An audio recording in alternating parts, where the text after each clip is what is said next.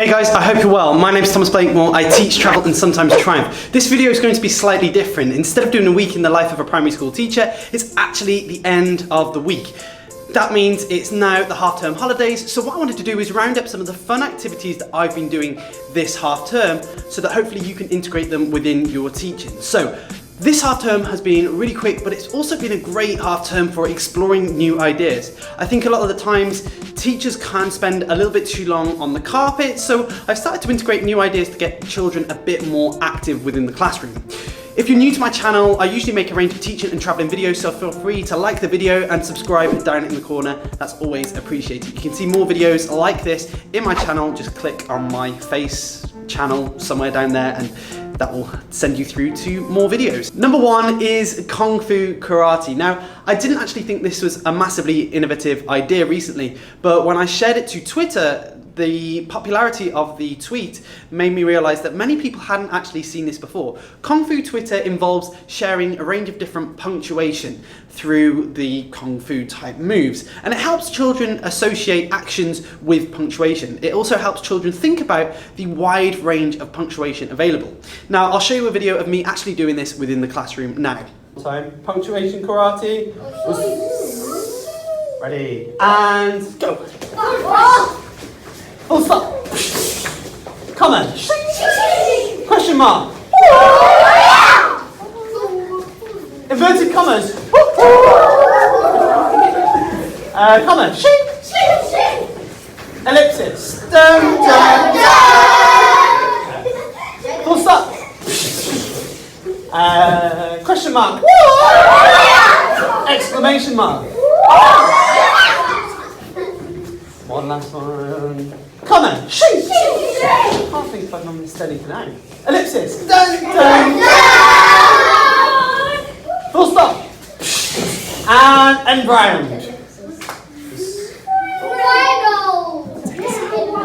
So you can see there's a range of different punctuations within the class. You've got the common full stop, the comma, the shing, and it's great to put sound effects behind it. Now, I don't personally want to just limit this to punctuation. You can use this in a range of different ways. You've got statistics, where you can sort of do X across, associating with the language, Y to the sky, wow, and all those sorts of things that will help your children think about actions to support their knowledge of statistics. You can also link it towards those sorts of things like coordinates. You can start to integrate it into a range of different things. Next one comes from an idea that I saw on Instagram from a guy called Mr. Minchin. He comes up with some fantastic ideas. That is to do with tempo footprints. Now, I set up a line of 8 different steps that the children had to jump on and come up with a range of different beats for those steps.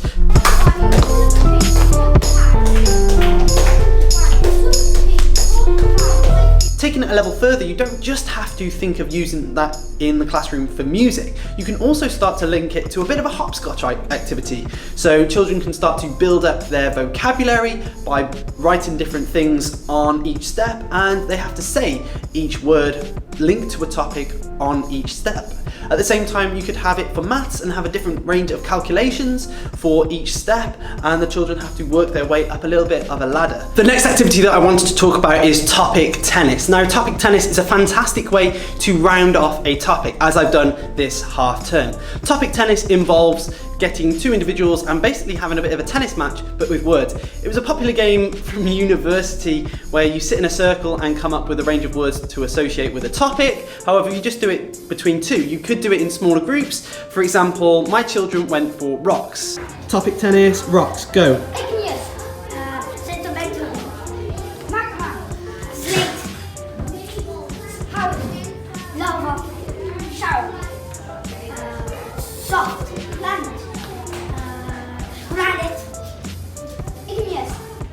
So as you can see, you can do that in a range of different contexts. You can make it a bit harder for the children by condensing the amount of topic that they have. So rather than just rocks as a general, I could have gone for types of rocks and made them think about those sorts of things. It's really, really good for a range of different things. You can use it for mathematics, science, your humanities type subjects, lots of different things. So it's a really good way of engaging learners. Number 4, YouTube tutorials. The children recently created a YouTube tutorial for teaching time to younger children. Now, time is one of those subjects that is quite complex. It's a lot of language, some of the concepts are quite tricky, so I asked the children to create a mock YouTube video to explain their understanding of time. It was really interesting as it picked out what the children did understand and what the children were a little bit confused on. That way we could have the discussion so that they could integrate that within their YouTube video. You need to do something along these lines. You need to give yourself a channel name. You need to make sure that people try and like, subscribe to your channel, so you might do something along these lines. So, hello and welcome to my channel, The Time Twisters. Today what we're going to do is learn how to tell the time. If you're new to the channel, make sure you like and subscribe to the channel, click the notification bell, you'll be alerted when I post. What we're going to start off with is tell the time to o'clock. So we've got two different hands, and then you'll need to explain the different parts of the clock. You'll need to explain clockwise, anti-clockwise, lots of different things. You can see some people already have channel names. You get the idea. So looking forward to seeing those different channels and those different tutorials. Hello and welcome everyone to our YouTube clock channel, Time Twister. Today we're going to be teaching you about time and how you know the clock of the time on the clock. So this hand right here is a minute hand. It's always longer, but it's not always blue. What's fantastic about the YouTube videos is that you can do that lesson with a range of different lessons. You don't necessarily need to stick to time. The children, for example, could explain what they know about shapes, making a YouTube video to explain different shapes to younger children, or just generally. It could be used in a range of different contexts. You could take it a step ahead and integrate lots of ICT things by using some fantastic apps such as iMovies to start to integrate pictures to explain to other children, and actually maybe, if your school allows it, publish those videos, because it's always good for the children to see the purpose of their learning. Again, safeguarding and things like that, you need to think of the privacy and things like that, so just be careful with that one too. Lastly, isn't so much an interactive thing, but it is Padlet, a website called Padlet. I've recently started using the free version of Padlet. You get 3 pads that you can start to share with your class, and it's fantastic. You can create a key question, and once the children fully understand what's involved with the Padlet, it is brilliant. Basically, I had 3 different levels of differentiation. From that, the children were able to pick which one they wanted to answer and type their contributions in there. The children can then add photos to that. They can also add pictures to that to also develop their explanations.